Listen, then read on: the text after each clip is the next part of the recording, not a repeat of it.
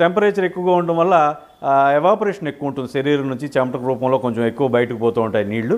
దాని మూలంగా కూడా డీహైడ్రేషన్ అనేటువంటిది వస్తుంది. కాబట్టి ఈ నిర్జలీకరణం అంటూ ఉంటాం. ఈ శరీరంలోంచి లవణాలు అట్లనే ఈ నీళ్లు పోయేటువంటి అవకాశం ఉంది. కాబట్టి ఈ ఓఆర్ఎస్ లాంటివి మన ఇంట్లోనే ఒక తేలికపాటి నీళ్లలో ఒక కొంచెం ఉప్పు లేకపోతే కొద్దిపాటి నిమ్మరసం కలుపుకొని లేదా కొద్దిపాటి పంచదార కలుపుకుని తాగటం అనేటువంటిది, ఇట్లాంటి ఓఆర్ఎస్ అనేటువంటిదే సరైనటువంటి విధానం.